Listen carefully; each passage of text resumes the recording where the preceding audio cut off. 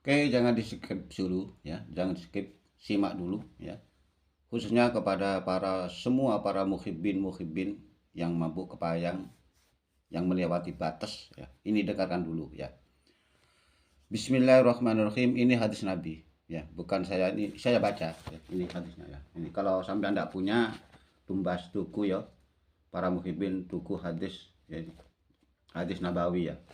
Ya. Hadis yang rendah ya, hadis yang di bawah sendiri, tidak terlalu besar ya, bukan kitab yang tinggi, cukup kitab yang kecil ya. Saya ambil dari kitab kecil ya, tapi ini kitab kecil ini meyakinkan saya bisa membedakan mana yang benar, mana yang salah, mana yang harus kita ikuti, mana yang harus kita jauhi ya, khususnya kepada semua muhibbin yang tidak tahu arah ya. Saya bacakan ya ini.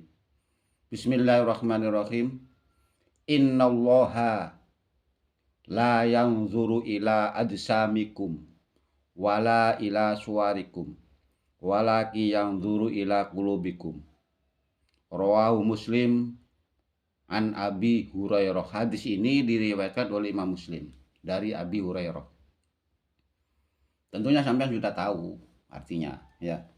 Tentunya sudah tahu sampean. Intinya begini, hadis ini.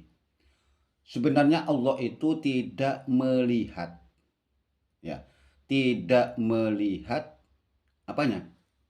Ya, badan. Ya, tidak melihat badan. Gusti Allah, dan tidak melihat rupa, wajah. Ya. Tetapi Gusti Allah itu melihat adalah apanya yang dilihat? Hati. Yang dilihat itu hati. Satu ya. Satu. Jadi di sini tidak ada yang namanya nasab itu didahulukan, tidak ada. Hadis mana hadisnya? Kalau nasab itu bisa menjamin surga. Itu ya. Mana? Ini bahkan ada lagi hadisnya. Ini ada lagi hadisnya. Saya bacakan. Saya tidak hafal-hafalan, bukan. Ya. Kalau hafalan itu bisa direkayasa, tapi ini ada hadisnya. Ini. Bukan ahli bahasa Arab juga saya. Tapi saya ini memang membaca. Saya bacakan ini, bahkan ada dua hadisnya ini. Di sinilah. Saya bacakan, innallaha la yanzur ila suwarikum wa amwalikum walaki yanzuru ila qulubikum wa a'malikum. Rawahu Muslim an Abi Hurairah. Hadis ini diriwayatkan tetap Imam Muslim dari Abi Hurairah. Artinya begini, kurang lebihnya begini. Gusti Allah itu tidak melihat bentuk ya, bentuk wujud sampean ya. Tidak melihat sampean bentuknya kayak apa, tampan atau enggak, gagah atau enggak, jenggot apa enggak melihat itu Gusti Allah. Ya. Dan juga Allah itu tidak melihat hartanya sampean, harta dunianya sampean, harta sampean tidak melihat. Tapi Gusti Allah itu melihat adalah hati dan perbuatannya sampean itu, kelakuannya sampean yang dilihat Gusti Allah. Kalau kelakuannya sampean itu suka mencaci orang lain, ya kan, menghina orang lain, siapapun dia, tidak masuk dalam hadis ini, tidak masuk. Itu ya, tidak masuk sama sekali. Apa mencaci pemerintahan, dicaci, dibenci pemerintahan, itu bukan ya, bukan termasuk hadis ini. Ya, mana ada, walaupun jelek kelakuannya itu harus kita ikuti, tidak ada itu, syarat itu tidak ada, cuma akal-akal sampai ya. Ada syariat sudah mengajarkan begitu. Walaupun salah tingkah lakunya kita harus wajib ikuti, tidak gitu, bukan tipe saya.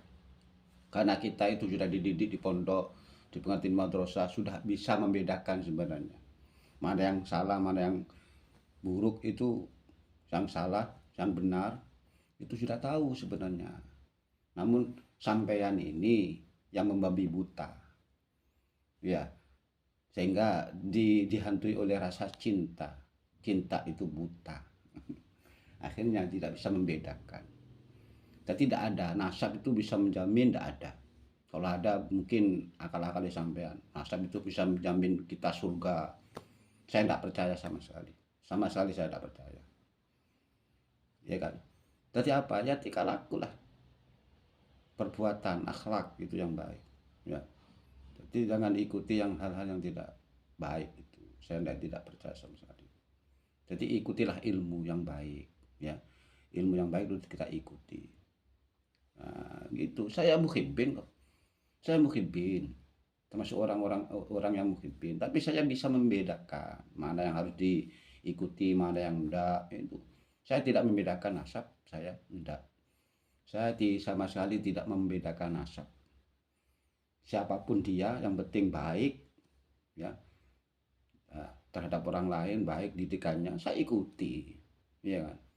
Tidak memandingkan, tidak melihat itu saya, ya kan? Tidak melihat itu. Walaupun nasabnya dari manapun, kalau kelakuannya seperti itu, ya saya buang jauh-jauh, ya. Yang bisa menyafaati kita itu cuma Nabi kita Muhammad SAW. Nah, gitu ya. Dan Allah ya, terutama yang menentukan kita. Yang tingkah laku kita yang tidak salah, yang salah kita. Kenapa? Kalau Allah tidak meridhoi, jangankan di akhirat, ya, jangankan di akhirat, di dunia pun sudah dapat laknat dari Allah, ya, sudah dapat azab kalau Allah itu tidak meridhoi. Contoh, ya sudah ada banyak contohnya. Karena sampean keliru, yang diikuti keliru. Jadi melanggar terus diteruskan. Melanggar syariat diteruskan aja. Yang penting cinta, yang penting muhibbin, yang penting senang, ya kan. Akhirnya tidak sampai akhirat pun, di dunia pun dapat balasannya, diadab sama Allah, dapat hukuman. Itu contoh lah, ya itu contoh. Jadi tidak usah, ya itu ya. Jadi semoga mengerti. Tidak ada yang nasab itu menjamin, tidak ada. Yang bisa menjamin adalah ketakwaan kita. Gusti Allah itu, ya. Kita melihat itu tidak melihat rupa, tidak melihat nasab, tidak melihat hartanya, ya. Gusti Allah tidak melihat itu. Cukup dengan hadis ini. Jadi yang dilihat adalah hati dan perbuatannya.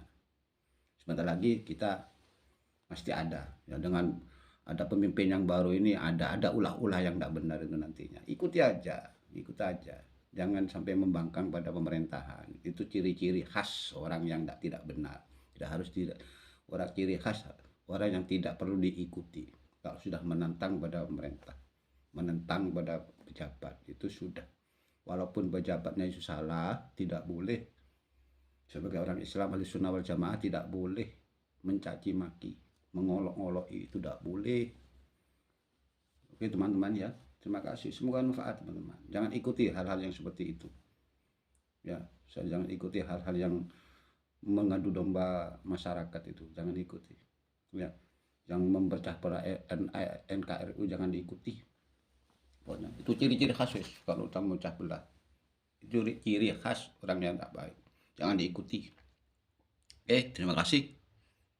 Terima kasih. Semoga mengerti sampean semua itu. Muhibbin itu ya.